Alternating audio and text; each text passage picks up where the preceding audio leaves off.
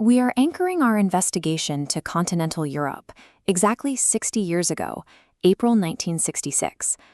While the global mainstream was increasingly fixated on London and the United States, the European continent was engineering a distinct identity of its own. In the cafes of Paris and the piazzas of Rome, a specific kind of optimism was taking hold, sophisticated, cool, and operating directly within the shadow of the Cold War.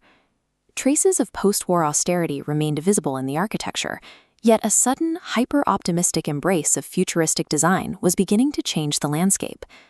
April 1966 provides a precise empirical snapshot of a continent asserting its own cultural and political sovereignty.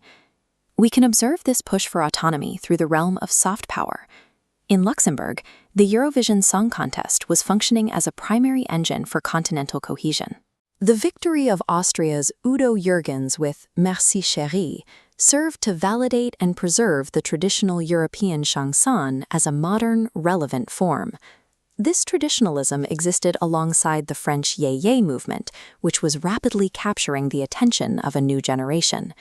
Yé-Yé was a calculated synthesis, injecting traditional pop structures with a rhythmic, youthful energy that gave the continent its own specific sound. Françoise Hardy became a primary architect of this movement, representing a brand of detached continental sophistication that resonated across borders. Sylvie Vartan offered a more glamorous, energetic contrast, demonstrating the aesthetic range that allowed the Yé-Yé movement to dominate domestic charts.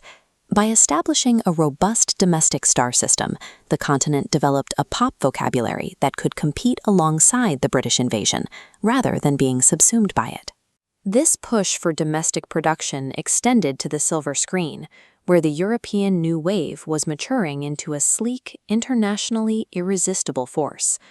By April 1966, anticipation was building for the upcoming Cannes Film Festival, a crucial platform for European prestige. Claude Lelouch's A Man and a Woman was generating heavy buzz, poised to become a global shorthand for French Romanticism. While France refined Romanticism, Italian cinema was finding success with a grittier, more cynical reality.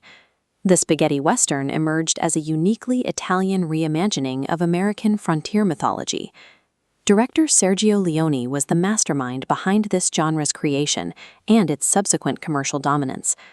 Leone deliberately curated a rugged, anti-heroic aesthetic that broke entirely away from traditional Hollywood tropes.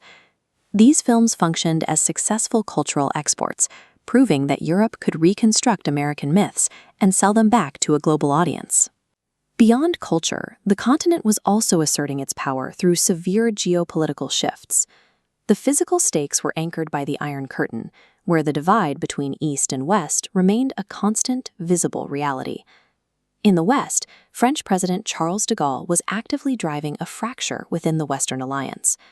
De Gaulle's strategy was to prioritize fierce national sovereignty over the collective security frameworks dominated by the Anglosphere.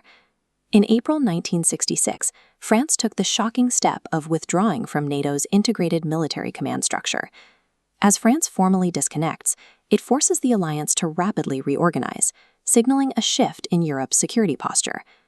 To the east, independent assertions of power were taking a different, technological form. On April 4th, the Soviet Union's Luna 10 became the first artificial satellite to achieve lunar orbit, a monumental victory in the space race.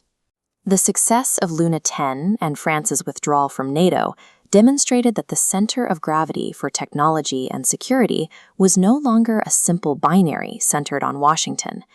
These shifts in geopolitics and culture eventually manifested in the streets through radical changes in material culture. Everyday fashion was beginning to dismantle the structured, conservative elegance that had defined the 1950s.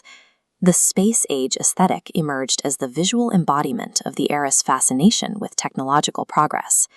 Designer André Courrèges pioneered the use of satellite imagery and futurism as the basis for wearable design. His work relied on synthetic materials like PVC and radical silhouettes that abandoned traditional tailoring. The influence of these designs moved quickly beyond the runway, as high hemlines and synthetic fabrics redefined women's visual identity in Europe's urban centers. This aesthetic represented a physical rejection of post-war austerity, fully embracing a faster, unburdened future. At the close of April 1966, continental Europe was defined by a unique dualism. It was a world of satellite orbits and high-speed rail, yet one that remained deeply devoted to traditional art forms and cinematic black-and-white masterpieces. These forces created a temporary equilibrium, a moment where a fiercely independent continental identity was clearly visible. This month captured the continent in a fleeting moment of poise before the social upheavals of the late 60s would change the landscape. In April 1966, across its music, cinema, and political trajectories, the continent demonstrated that its growth was being driven by its own internal momentum. This was brought to you by Stalls or Circle. Thank you for listening.